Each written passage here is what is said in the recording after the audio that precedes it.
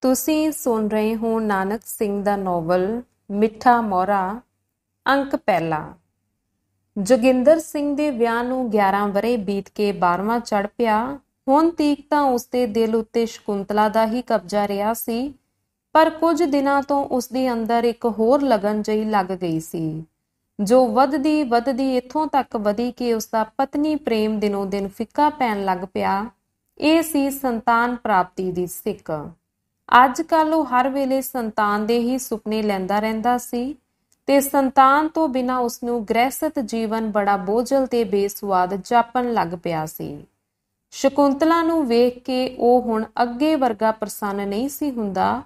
ਭਾਵੇਂ ਹੁਣ ਵੀ ਉਸ ਨਾਲ ਪ੍ਰੇਮ ਸੀ, ਪਰ ਇਸ ਵਿੱਚ ਤੇ ਕੁਝ ਸਾਲ ਪਹਿਲਾਂ ਦੇ ਪ੍ਰੇਮ ਵਿੱਚ ਓਨਾ ਹੀ ਫਰਕ ਸੀ ਜਿੰਨਾ ਇੱਕ ਸੁਰੀਲੀ ਤੇ ਬੇਸੁਰੀ ਸਿਤਾਰ ਦੇ ਵੱਜਣ ਵਿੱਚ।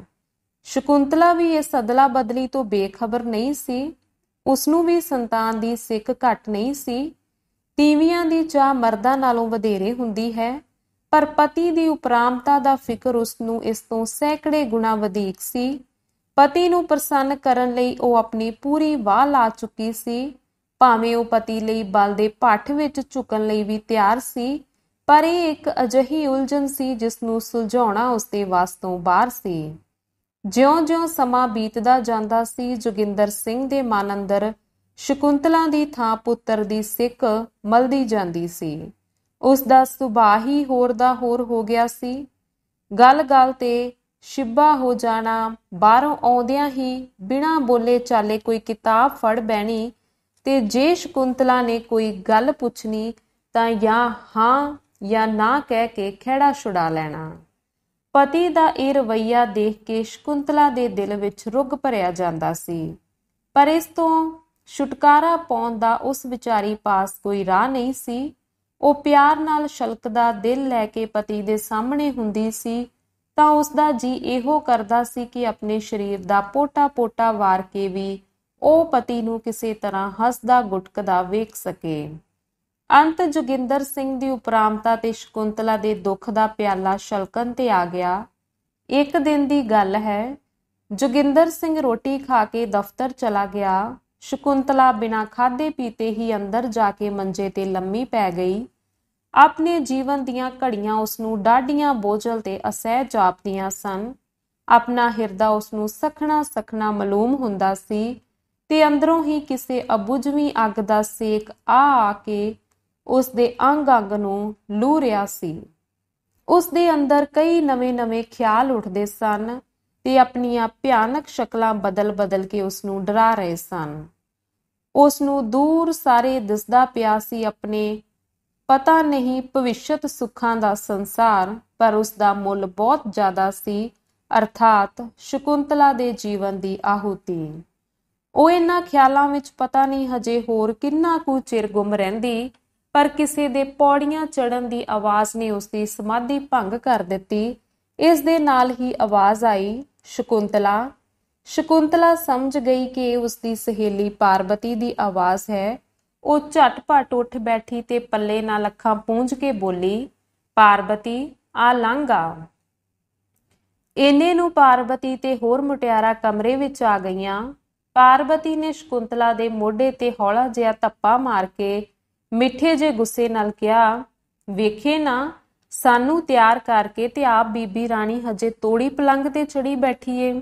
ਦੂਜੀ, ਤੇ ਇਹਨੂੰ ਕਿੱਥੇ ਵੇਲ ਲੱਗਣੀ ਹੋਈ? ਵਿਚਾਰੀ ਗੱਭਰੂ ਨੂੰ ਮੁੱਠੀਆਂ ਭਰਨ ਤੋਂ ਵੇਲ ਨਹੀਂ ਹੁੰਦੀ। ਤੀਜੀ, ਹਾਂ ਜੀ, ਮੁੱਠੀਆਂ ਭਰਦੀ ਸੀ। ਉਹ ਤਾਂ 9 ਵਜੇ ਦਫ਼ਤਰ ਚਲਾ ਗਿਆ ਹੋਣਾ ਏ। ਸਗੋਂ ਇਉਂ ਨਹੀਂ ਕਹਿੰਦੀ ਜੋ ਉਹਦੇ ਨਾਂ ਦੀ ਮਾਲਾ ਫੇਰਦੀ ਸੀ। ਪਹਿਲੀ, ਹਾ, ਨਾਂ ਦੀ ਮਾਲਾ ਤੇ ਅੰਨੀਏ ਗੱਭਰੂ ਦਾ ਵੀ ਕੋਈ ਨਾਂ ਲੈਂਦੀ ਏ।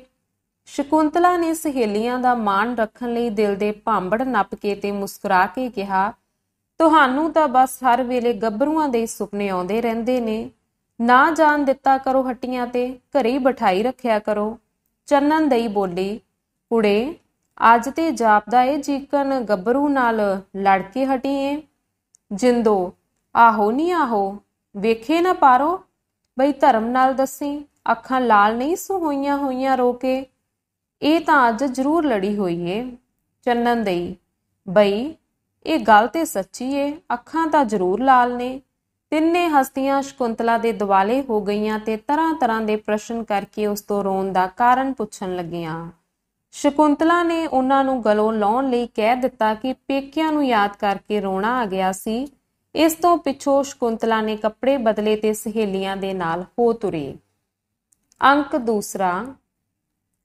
ਪਤੀ ਦੇ ਹੱਥੋਂ ਦੁੱਧ ਵਾਲਾ ਖਾਲੀ ਗਲਾਸ ਫੜਦਿਆਂ ਹੋਇਆਂ ਸ਼ਕੁੰਤਲਾ ਨੇ ਪੁੱਛਿਆ, ਕਿੰਨੇ ਵਜੇ ਨੇ ਜੀ? 11:15। ਕਿਉਂ? ਗੁੱਟ ਨਾਲ ਬੱਧੀ ਹੋਈ ਘੜੀ ਵੱਲ ਤੱਕ ਕੇ ਜੋਗਿੰਦਰ ਸਿੰਘ ਨੇ ਕਿਹਾ ਤੇ ਫਿਰ ਰਜਾਈ ਲੈ ਕੇ ਲੇਟ ਗਿਆ। ਸ਼ਕੁੰਤਲਾ ਬੋਲੀ, ਨਹੀਂ ਐਵੇਂ ਪੁੱਛਿਆ ਸੀ। ਐਵੇਂ ਪੁੱਛਣ ਦਾ ਮਤਲਬ? ਨਹੀਂ, ਮੈਂ ਕਿਹਾ ਠੰਡ ਵਿੱਚ ਇੰਨੀ ਰਾਤ ਤੱਕ ਘਰ ਬੈਠ ਕੇ ਇਹਦੇ ਮੁੱਢੇ ਅਟੇਰਨੇ ਸਨ ਤੇਰੇ? ਕੋਈ ਕੰਮ ਸੀ? ਨਹੀਂ, ਕੰਮ ਤੇ ਕੋਈ ਨਹੀਂ। ਤੇ ਫਿਰ ਵਕਤ ਪੁੱਛਣ ਦਾ ਕੀ ਮਤਲਬ? ਐਵੇਂ ਹੀ। ਐਵੇਂ ਕੀ? ਗੱਲ ਕਰਿਆ ਕਰ ਖਾਂ ਸਿੱਧੀ ਤਰ੍ਹਾਂ। ਉਹ ਡਰਦੀ ਡਰਦੀ ਬੋਲੀ, ਅੱਜ ਕੱਲ ਤੁਸੀਂ ਕਿਉਂ ਜੇ ਹੋ ਗਏ ਹੋ? ਅੱਗੇ ਤੇ ਕਿਉਂ ਜਿਹਾ ਹੋ ਗਿਆ ਵਾਂ? ਅੱਗੇ ਕਿਉਂ ਜਿਹਾ ਸਾਂ? ਸ਼ਕੁੰਤਲਾ ਕੁਝ ਚਿਰ ਸੋਚਦੀ ਰਹੀ। ਗੱਲ ਉਸਦੀ ਜ਼ਬਾਨ ਤੇ ਆ ਕੇ ਫਿਰ ਪਿਛਾਂਹ ਮੁੜ ਜਾਂਦੀ ਸੀ। ਫਿਰ ਦਿਲ ਨੂੰ ਤਕੜਾ ਕਰਕੇ ਬੋਲੀ, ਅੱਗੇ ਤੇ ਇਸ ਤਰ੍ਹਾਂ ਨਹੀਂ ਸੋ ਬੋਲਦੇ। ਗੱਲ ਕਰਦਿਆਂ ਕਰਦਿਆਂ ਉਸਦਾ ਧਿਆਨ ਹੋਰ ਪਾਸੇ ਖਿੱਚਿਆ ਗਿਆ ਤੇ ਹੈਰਾਨੀ ਨਾਲ ਪਤੀ ਦੇ ਮੂੰਹ ਵੱਲ ਤੱਕ ਕੇ ਬੋਲੀ, ਅੱਜ ਫਿਰ ਪੀ ਆਏ ਹੋ ਨਾ? ਤੁਸੀਂ ਤੇ ਉਦਣ ਮੇਰੇ ਸਿਰ ਦੀ ਸਹੁੰ ਖਾਧੀ ਸੀ। ਸ਼ਰਮਿੰਦਗੀ ਭਰਿਆ ਹਾਸਾ ਰੋਕਦਿਆਂ ਰੋਕਦਿਆਂ ਜੋਗਿੰਦਰ ਸਿੰਘ ਕਹਿਣ ਲੱਗਾ, ਕੌਣ ਕਹਿੰਦਾ ਏ? ਐਵੇਂ ਹੀ। ਐਵੇਂ ਕੀ? ਮੁਸ਼ਕ ਨਹੀਂ ਆਉਂਦੀ ਪਈ? ਅੱਛਾ ਆਉਂਦੀ ਏ ਤੇ ਆਉਂਦੀ ਸਹੀ, ਤੈਨੂੰ ਤਾਂ ਵਹਿਮਾਂ ਨੇ ਖਾ ਲਿਆ ਏ। ਹਾਂ, ਗੱਲ ਕਰ, ਕੀ ਕਹਿਣ ਲੱਗੀ ਸੈਂ? ਸ਼ਕੁੰਤਲਾ ਚੁੱਪ ਰਹੀ, ਪਰ ਉਸ ਦੀਆਂ ਭਰੀਆਂ ਹੋਈਆਂ ਅੱਖਾਂ ਤੇ ਬੇਵਸੀ ਭਰੀ ਨਜ਼ਰ ਨੇ ਜੋਗਿੰਦਰ ਸਿੰਘ ਨੂੰ ਅੱਜ ਬੇਚੈਨ ਕਰ ਦਿੱਤਾ। ਉਹ ਉੱਠ ਬੈਠਾ ਤੇ ਸ਼ਕੁੰਤਲਾ ਨੂੰ ਪੁੱਛਣ ਲੱਗਾ, ਤੈਨੂੰ ਕੀ ਹੋ ਗਿਆ ਏ ਅੱਜ? ਪਿਆਰ ਨਾਲ ਪਤੀ ਦਾ ਵਧਾਇਆ ਹੋਇਆ ਹੱਥ ਫੜ ਕੇ ਸ਼ਕੁੰਤਲਾ ਬੋਲੀ, ਤੁਹਾਨੂੰ ਯਾਦ ਨੇ ਉਹ ਦਿਨ?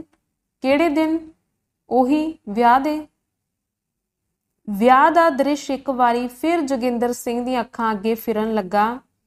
ਇਸ ਤੋਂ ਬਾਅਦ ਉਸਨੂੰ ਇਹ ਵੀ ਖਿਆਲ ਆਇਆ ਕਿ ਸ਼ਕੁੰਤਲਾ ਨਾਲ ਉਸਦਾ ਉਦੋਂ ਦਾ ਵਰਤਾਓ ਅੱਜ ਕੱਲ ਨਾਲੋਂ ਕਿਤਨਾ ਫਰਕ ਰੱਖਦਾ ਸੀ, ਜ਼ਮੀਨ ਅਸਮਾਨ ਦਾ।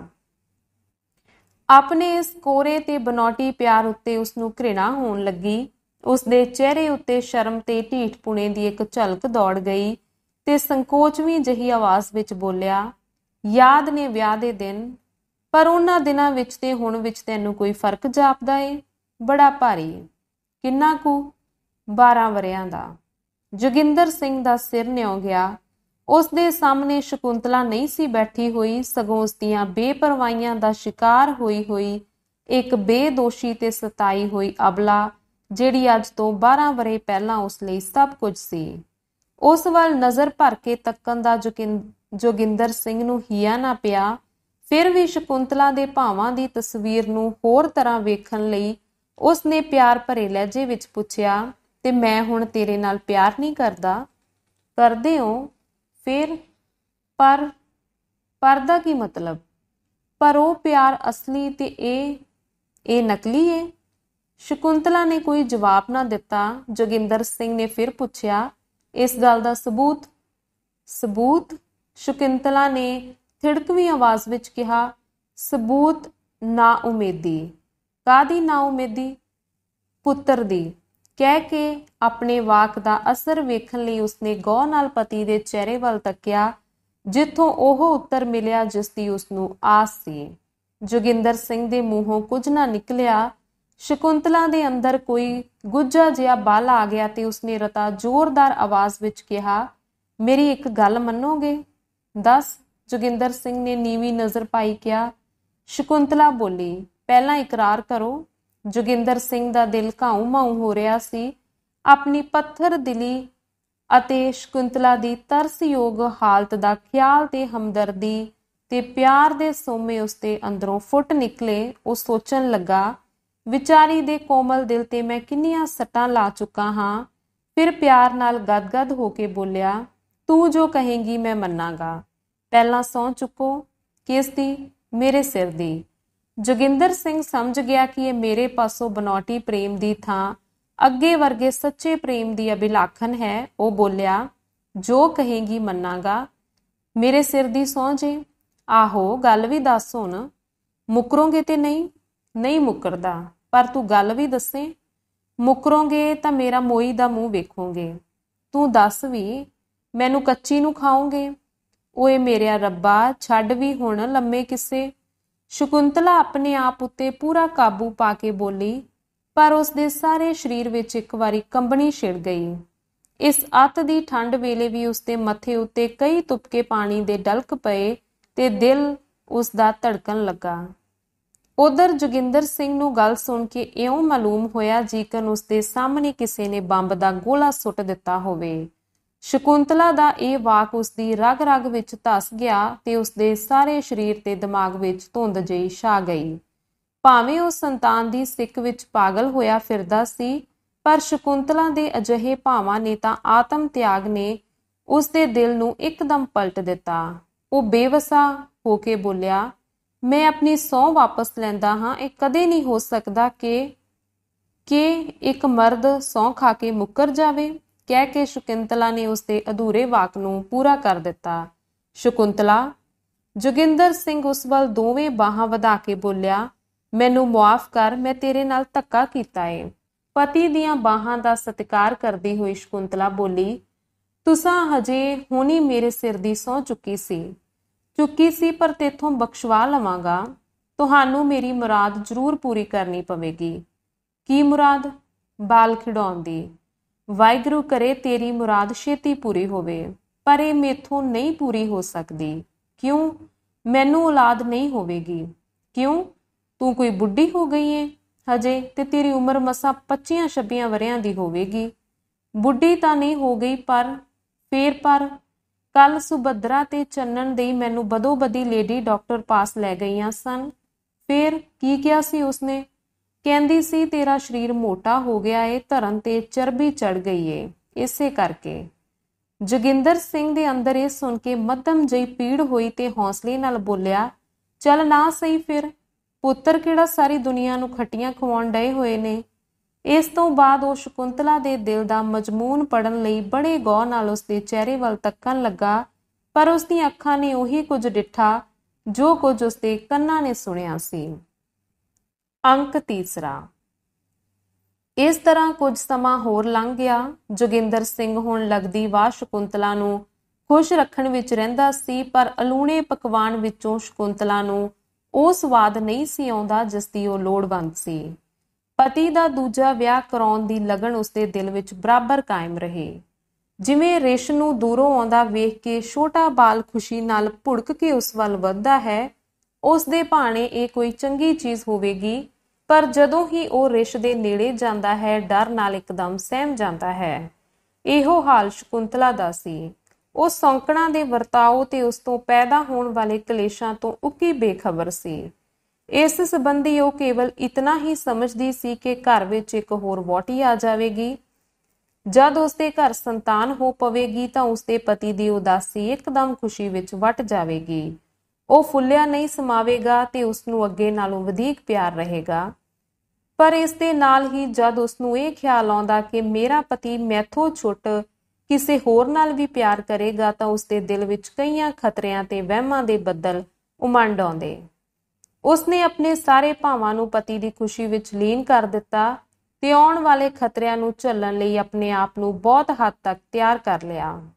ਪਹਿਲਾਂ ਕੁਝ ਦਿਨ ਤਾਂ ਜੋਗਿੰਦਰ ਸਿੰਘ ਦੇ ਦਿਲ ਵਿੱਚ ਸਗੋਂ ਸ਼ਕੁੰਤਲਾ ਪ੍ਰਤੀ ਸ਼ਰਧਾ ਤੇ ਪ੍ਰੇਮ ਹੋਰ ਵੀ ਵੱਧ ਗਿਆ ਤੇ ਸੰਤਾਨ ਪ੍ਰਾਪਤੀ ਦਾ ਜੋਸ਼ ਕੁਝ ਨਰਮ ਪੈ ਗਿਆ। ਪਰ ਉਸਦੀ ਹਾਲਤ ਬਹੁਤੇ ਦਿਨ ਨਾ ਰਹੀ। ਹੌਲੀ-ਹੌਲੀ ਪੁੱਤਰ ਪ੍ਰਾਪਤੀ ਦੀ ਲਗਨ ਉਸਦੇ ਦਿਲ ਵਿੱਚ ਸਗੋਂ ਅੱਗੇ ਨਾਲੋਂ ਵੀ ਦੂਣੀ ਹੋ ਗਈ। ਸ਼ਕੁੰਤਲਾ ਦੀਆਂ ਸੌਹਾਂ ਜੋਗਿੰਦਰ ਸਿੰਘ ਨੂੰ ਯਾਦ ਸਨ। ਉਹ ਕਦੀ-ਕਦੀ ਨਵੀਂ ਵਹੁਟੀ ਦੇ ਸੁਪਨੇ ਵੀ ਲੈਣ ਲੱਗ ਪਿਆ। ਅੰਤੇ ਖਿਆਲ ਅਮਲੀ ਸੂਰਤ ਪਕੜ ਗਏ ਤੇ ਉਸ ਆਪਣੇ ਕਈ ਯਾਰਾਂ ਦੋਸਤਾਂ ਨੂੰ ਵੀ ਮਦਦ ਕਰਨ ਲਈ ਵੰਗਾਰਿਆ। ਉਸਨੇ ਇਹ ਭੇਤ ਸ਼ਕੁੰਤਲਾ ਨੂੰ ਨਹੀਂ ਸੀ ਦਿੱਤਾ, ਪਰ ਉਹ ਇਹ ਨਹੀਂ ਸੀ ਜਾਣਦਾ ਕਿ ਉਹ ਜਿਹੜੇ ਸੁੱਜ ਦੇ ਸੇਤੂ ਪਿਹਾ ਰਿਹਾ ਹੈ, ਉਹਨਾਂ ਦੇ ਸਵਾਦ ਦਾ ਪਤਾ ਉਦੋਂ ਹੀ ਲੱਗੇਗਾ ਜਦ ਉਹ ਮੂੰਹ ਵਿੱਚ ਪੈਣਗੇ। ਇੱਕ ਦਿਨ ਸ਼ਕੁੰਤਲਾ ਰੋਟੀ ਟੁੱਕ ਤੋਂ ਵਿਹਲੀ ਹੋ ਕੇ ਕਮਰੇ ਵਿੱਚ ਬੈਠੀ ਦੁਪੱਟੇ ਉੱਤੇ ਚਿਕਨ ਕੱਢ ਰਹੀ ਸੀ। ਧਾਗੇ ਦੇ ਇੱਕ ਦੋ ਰੰਗ ਮੁੱਕ ਗਏ। ਉਸਨੇ ਨੌਕਰ ਜਗਤੂ ਨੂੰ ਆਵਾਜ਼ ਦਿੱਤੀ, ਜਗਤੂ ਜਾ ਮੈਨੂੰ ਬਾਹਰੋਂ ਇਹਨਾਂ ਦੇ ਰੰਗਾਂ ਦਾ ਧਾਗਾ ਲਿਆ ਦੇ। ਜਗਤੂ ਲਾਗੇ ਹੀ ਬੈਠਾ ਹੱਥ ਵਿੱਚ ਇੱਕ ਗੁਰਮੁਖੀ ਦਾ ਅਖਬਾਰ ਲਈ ਪੜ੍ਹ ਰਿਹਾ ਸੀ। ਹੱਥੋਂ ਅਖਬਾਰ ਰੱਖ ਕੇ ਪੈਸੇ ਲੈ ਕੇ ਉਹ ਬਾਜ਼ਾਰ ਚਲਾ ਗਿਆ। ਸ਼ਕੁੰਤਲਾ ਅਖਬਾਰ ਪੜ੍ਹਨ ਲੱਗ ਪਈ। ਇਹ 1 ਮਹੀਨੇ ਦਾ ਪੁਰਾਣਾ ਪਰਚਾ ਸੀ।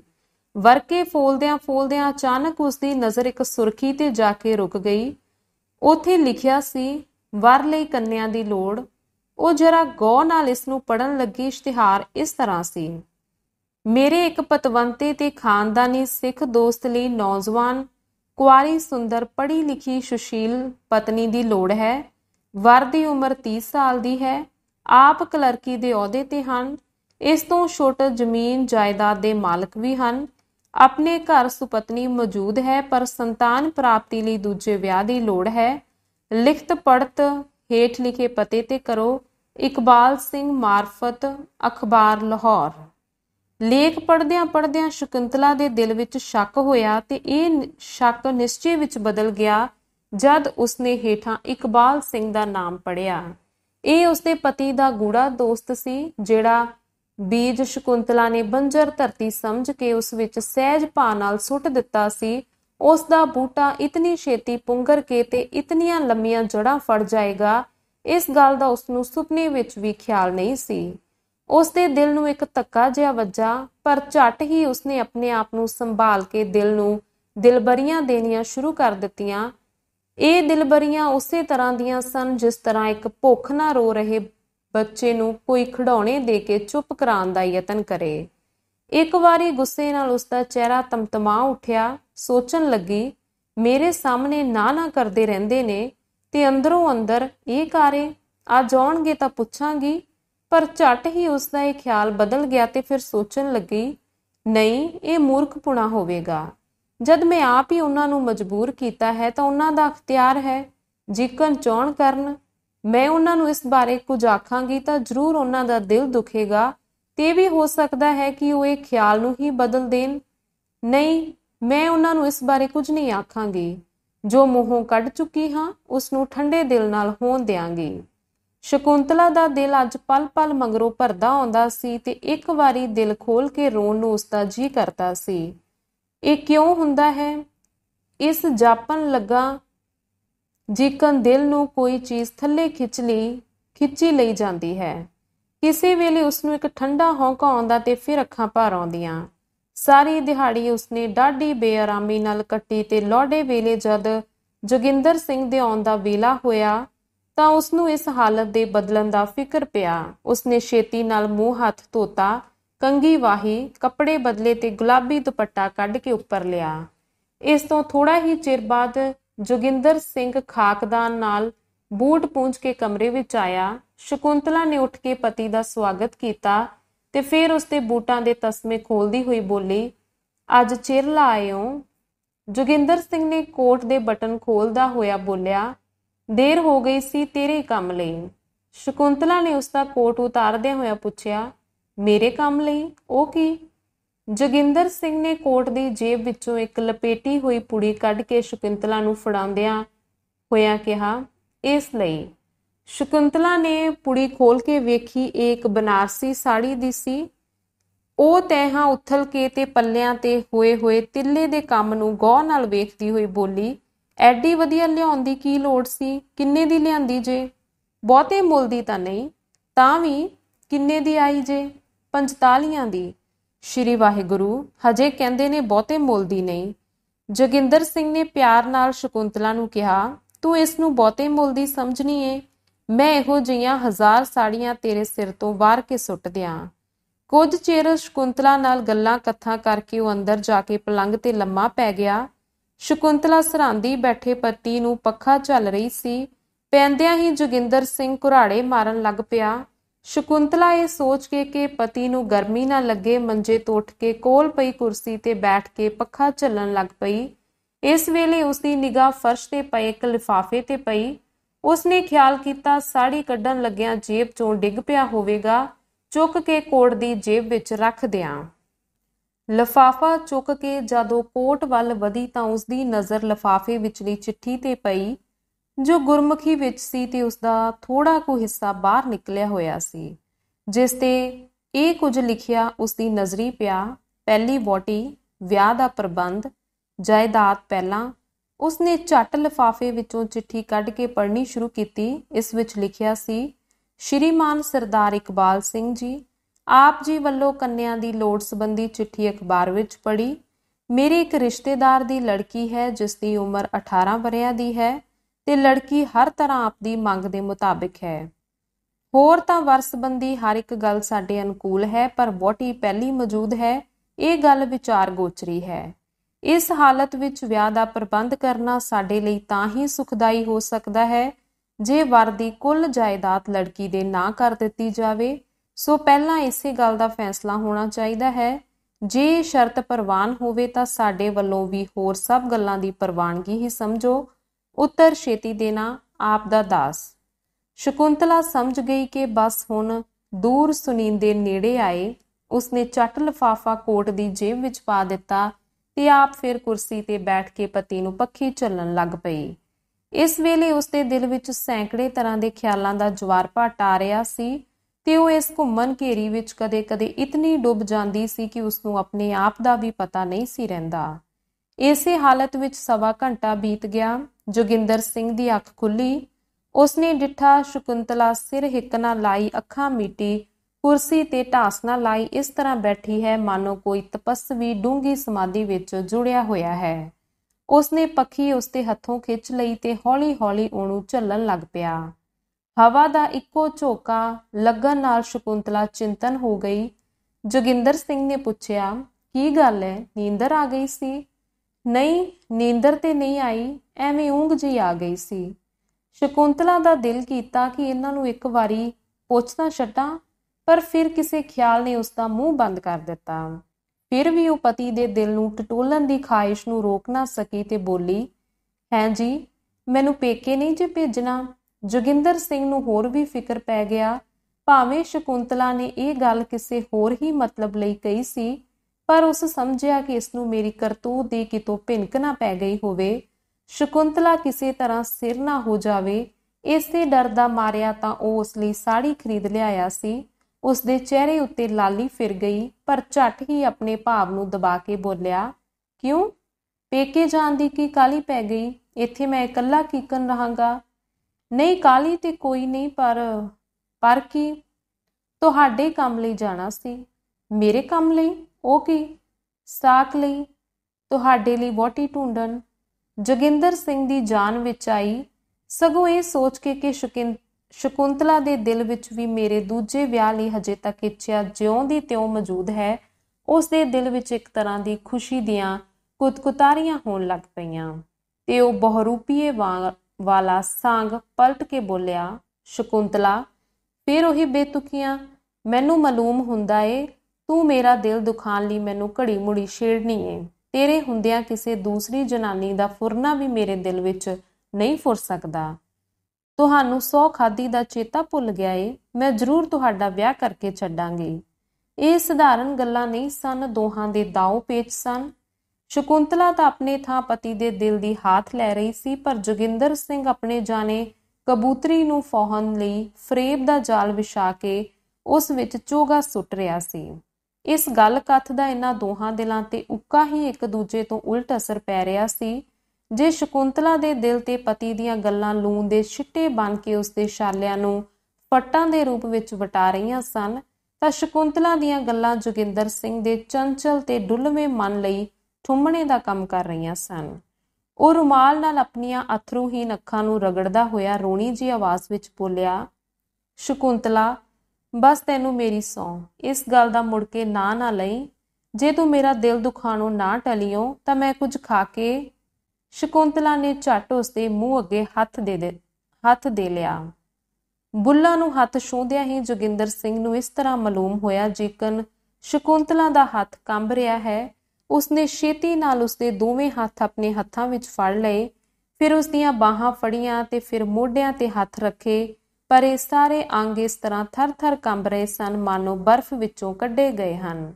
ਉਹ ਹੈਰਾਨ ਹੋ ਕੇ ਸ਼ਕੁੰਤਲਾ ਦੇ ਮੂੰਹ ਵੱਲ ਤੱਕਣ ਲੱਗ ਪਿਆ ਤੇ ਉਸਨੇ ਡਿੱਠਾ ਕਿ ਸ਼ਕੁੰਤਲਾ ਦੇ ਅੱਥਰੂ ਵਗ-ਵਗ ਕੇ ਉਸਦੀਆਂ ਗੱਲ੍ਹਾਂ ਅਤੇ ਠੋਡੀ ਤੇ ਫੈਲਦੇ ਜਾ ਰਹੇ ਹਨ। ਉਸਨੇ ਕਾਹਲੀ ਨਾਲ ਸ਼ਕੁੰਤਲਾ ਨੂੰ ਕਿਹਾ, ਹੈ ਸ਼ਕੁੰਤਲਾ, ਤੂੰ ਇਸ ਤਰ੍ਹਾਂ ਰੋਂਦੀ ਪਈ ਏ ਤੇ ਕੰਬ ਰਹੀ ਏ। ਇਹ ਕੀ ਗੱਲ, ਤੇਰਾ ਚਿਹਰਾ ਤਾਂ ਇੱਕਦਮ ਪੀਲਾ ਪੈਂਦਾ। ਗੱਲ ਹਜੇ ਉਸਦੇ ਮੂੰਹ ਵਿੱਚ ਹੀ ਸੀ ਕਿ ਸ਼ਕੁੰਤਲਾ ਉਸਦੇ ਮੋਢੇ ਤੇ ਹੀ ਗਿੱਚੀ ਸੁੱਟ ਕੇ ਬੇਹੋਸ਼ ਹੋ ਗਈ। ਜੋਗਿੰਦਰ ਸਿੰਘ ਨੂੰ ਹੱਥਾਂ ਪੈਰਾਂ ਦੀ ਪੈ ਗਈ। ਉਸਨੇ ਛੇਤੀ ਨਾਲ ਉਸਨੂੰ ਮੰਜੇ ਤੇ ਲਟਾ ਦਿੱਤਾ ਤੇ ਆਪ ਉਸਦੇ ਮੂੰਹ ਤੇ ਠੰਡੇ ਪਾਣੀ ਦੇ ਛਿੱਟੇ ਮਾਰਨ ਤੇ ਪੱਖਾ ਝੱਲਣ ਲੱਗਾ। ਫਿਰ ਉਸਦੇ ਹੱਥਾਂ ਪੈਰਾਂ ਦੀਆਂ ਤਲੀਆਂ ਝੱਸਦਾ ਹੋਇਆ ਉਸਦੇ ਮੋਢਿਆਂ ਨੂੰ ਹਲੂਣ ਕੇ ਦਬਾ-ਦਬ ਆਵਾਜ਼ਾਂ ਦੇਣ ਲੱਗਾ। ਸ਼ਕੁੰਤਲਾ ਨੇ ਛੇਤੀ ਹੀ ਅੱਖਾਂ ਖੋਲ੍ਹ ਦਿੱਤੀਆਂ ਤੇ ਜੋਗਿੰਦਰ ਸਿੰਘ ਦੀ ਜਾਨ ਵਿੱਚ ਜਾਨ ਆਈ। ਜੋਗਿੰਦਰ ਸਿੰਘ ਨੂੰ ਪੂਰਾ ਨਿਸ਼ਚਾ ਹੋ ਗਿਆ ਕਿ ਮੇਰਾ ਭੇਤ ਖੁੱਲ੍ਹ ਗਿਆ ਹੈ। ਉਸਨੇ ਜਦ ਵੇਖਿਆ ਕਿ ਸ਼ਕੁੰਤਲਾ ਹੋਸ਼ ਵਿੱਚ ਆ ਗਈ ਹੈ ਤਾਂ ਉਸਦੇ ਮੱਥੇ ਤੇ ਹੱਥ ਰੱਖ ਕੇ ਕਹਿਣ ਲੱਗਾ, ਕੀ ਗੱਲ ਸੀ? ਜੀ ਕੁਝ ਨਹੀਂ। ਤੇ ਇਸ ਤਰ੍ਹਾਂ ਕਿਉਂ ਹੋ ਗਈ ਫਿਰ? ਤੁਸਾਂ ਜੋ ਕਿਹਾ ਸੀ ਕੁਝ ਖਾ ਲਵਾਂਗਾ। ਸ਼ਕੁੰਤਲਾ ਦੀ ਗੱਲ ਸੁਣ ਕੇ ਜੋਗਿੰਦਰ ਸਿੰਘ ਦੇ ਦਿਲ ਨੂੰ ਢਾਰਸ ਹੋਈ। ਉਸ ਸਮਝਿਆ ਕਿ ਇਸਨੂੰ ਮੇਰੀ ਕਰਤੂਤ ਦਾ ਕੋਈ ਪਤਾ ਨਹੀਂ, ਬਲਕਿ ਮੇਰੇ ਹੀ ਪ੍ਰੇਮ ਵਿੱਚ ਪਾਗਲ ਹੋ ਰਹੀ ਹੈ। ਇਸ ਦੇ ਨਾਲ ਹੀ ਉਸਨੂੰ ਆਪਣੀ ਨੀਚਤਾ ਦਾ ਵੀ ਖਿਆਲ ਆਇਆ ਤੇ ਸ਼ਰਮ ਨਾਲ ਇੱਕ ਵਾਰੀ ਫਿਰ ਉਸਦਾ ਸਿਰ ਨਿਉ ਗਿਆ।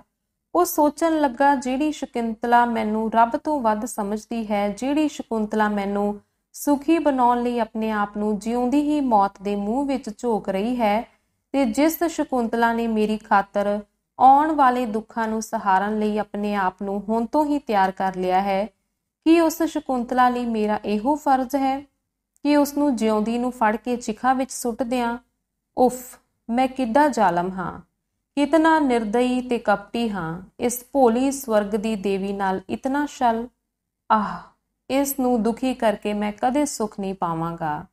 ਜੋਗਿੰਦਰ ਸਿੰਘ ਸ਼ਕੁੰਤਲਾ ਦੇ ਦੋਵੇਂ ਹੱਥ ਫੜ ਕੇ ਪਿਆਰ ਨਾਲ ਬੋਲਿਆ, ਸ਼ਕੁੰਤਲਾ, ਮੈਨੂੰ ਬਖਸ਼ ਲੈ, ਮੈਂ ਬੜਾ ਪਾਪੀ ਹਾਂ। ਮੈਂ ਅੱਜ ਕੱਲ੍ਹ ਤੇਰੇ ਕਤਲ ਤੇ ਆਮਾਦਾ ਹੋ ਰਿਹਾ ਵਾਂ। ਬਸ ਮੈਂ ਤੌਬਾ ਕੀਤੀ ਇਸ ਗੁਨਾਹ ਤੋਂ। ਤੇ ਇਸ ਦੇ ਨਾਲ ਹੀ ਉਸਨੇ ਕੋਟ ਦੀ ਜੇਬ ਵਿੱਚੋਂ ਉਹੀ ਲਿਫਾਫਾ ਕੱਢ ਕੇ ਸ਼ਕੁੰਤਲਾ ਦੇ ਅੱਗੇ ਸੁੱਟ ਦਿੱਤਾ। ਜਨਾਨੀ ਦਾ ਗਿੜਗਿੜਾਣਾ ਆਦਮੀ ਵੇਖ ਸਕਦਾ ਹੈ ਤੇ ਸਹਾਰ ਵੀ ਸਕਦਾ ਹੈ, ਪਰ ਜਨਾਨੀ ਦੇ ਕੋਮਲ ਦਿਲ ਵਿੱਚ ਇਤਨੀ ਤਾਕਤ ਨਹੀਂ ਹੁੰਦੀ ਕਿ ਉਸਦਾ ਪਤੀ ਇੱਕ ਮਿੰਟ ਲਈ ਵੀ ਉਸ ਅੱਗੇ ਰਜੋਈਆਂ ਕਰੇ, ਭਾਵੇਂ ਉਹ ਕਿੱਡਾ ਵੀ ਵੱਡਾ ਅਪਰਾਧੀ ਕਿਉਂ ਨਾ ਹੋਵੇ। ਸ਼ਕੁੰਤਲਾ ਦਾ ਸਾਰਾ ਗੁੱਸਾ ਧੋਤਾ ਗਿਆ ਤੇ ਉਹ ਬਿਜਲੀ ਦੀ ਫੁਰਤੀ ਨਾਲ ਉੱਠ ਕੇ ਪਤੀ ਨੂੰ ਲਿਪਟ ਗਈ। ਉਸ ਨੂੰ ਉਠਾ ਕੇ ਮੰਜੇ ਤੇ ਬਿਠਾਉਂਦੀ ਹੋਈ ਬੋਲੀ, ਤੁਸੀਂ ਕੀ ਪਏ ਕਰਦੇ ਹੋ? ਛੱਡੋ ਵੀ ਇਹਨਾਂ ਗੱਲਾਂ ਨੂੰ ਤੇ ਇਹ ਲਿਫਾਫਾ ਕਿਹਾ ਏ?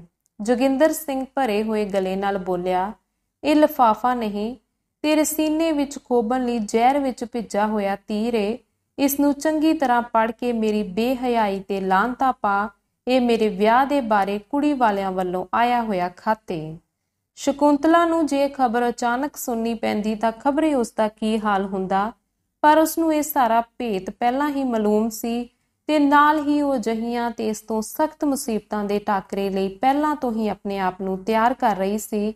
ਇਸ ਲਈ ਉਸਦੀ ਸਥਿਰਤਾ ਵਿੱਚ ਕੋਈ ਫਰਕ ਨਾ ਆਇਆ ਤੇ ਬੇਪਰਵਾਹੀ ਨਾਲ ਲਿਫਾਫਾ ਚੁੱਕ ਪਤੀ ਦੀ ਜੇਬ ਵਿੱਚ ਪਾਉਂਦੀ ਹੋਈ ਬੋਲੀ, ਇਹ ਤੇ ਸਗੋਂ ਮੇਰੇ ਦਿਲ ਦੀ ਮੁਰਾਦ ਹੈ। ਇਸ ਲਈ ਤੁਹਾਨੂੰ ਖੁਸ਼ ਹੋਣਾ ਚਾਹੀਦਾ ਏ ਕਿ ਸਗੋਂ ਉਲਟਾ ਇਸ ਤਰ੍ਹਾਂ ਕਰਨਾ ਸੀ। ਜੋਗਿੰਦਰ ਸਿੰਘ ਦੀਆਂ ਅੱਖਾਂ ਵਿੱਚੋਂ ਦੋ ਤਿੰਨ ਅੱਥਰੂ ਡਿੱਗ ਪਏ ਤੇ ਉਹ ਬੋਲਿਆ, ਆਹ ਸ਼ਕੁੰਤਲਾ, ਮੈਂ ਤੈਨੂੰ ਅੱਜ ਤੱਕ ਪਛਾਣ ਨਹੀਂ ਸਕਿਆ। ਮੈਂ ਤੈਨੂੰ ਇੱਕ ਸੰਸਾਰ ਜੀਵ ਹੀ ਸਮਝਦਾ ਰਿਹਾ। ਮੈਨੂੰ ਹੁਣ ਪਤਾ ਲੱਗਾ ਏ ਕਿ ਤੂੰ ਸਾਖਿਆਤ ਦੇਵੀ ਏ। ਮੇਰੇ ਵਰਗੇ ਦੁਸ਼ਟ ਤੇ ਨਰਕਾਂ ਦੇ ਕੀੜੇ ਲਈ ਤੂੰ ਨਹੀਂ ਬਣਾਈ ਗਈ। ਤੈਨੂੰ ਕੁਦਰਤ ਨੇ ਕਿਸੇ ਮਹਾਪੁਰਸ਼ ਲਈ ਬਣਾਇਆ ਸੀ। ਕੀ ਤੂੰ ਆਪਣੇ ਗੁਨਾਹਗਾਰ ਪਤੀ ਨੂੰ ਮੁਆਫ ਨਹੀਂ ਕਰੇਂਗੀ? ਸ਼ਕੁੰਤਲਾ ਨੇ ਉਸਦੇ ਮੂੰਹ ਅੱਗੇ ਹੱਥ ਦੇ ਕੇ ਹੋਰ ਬੋਲਣੋਂ ਬੰਦ ਕਰ ਦਿੱਤਾ ਤੇ ਉਸਦੇ ਮੂੰਹ ਨਾਲ ਮੂੰਹ ਜੋੜ ਕੇ ਬੋਲੀ, ਜਾਣ ਵੀ ਦਿਓ, ਹੁਣ ਕੀ ਵਿਹਲੀਆਂ ਗੱਲਾਂ ਲੈ ਬੈਠੇ ਹੋ। ਧੰਨਵਾਦ।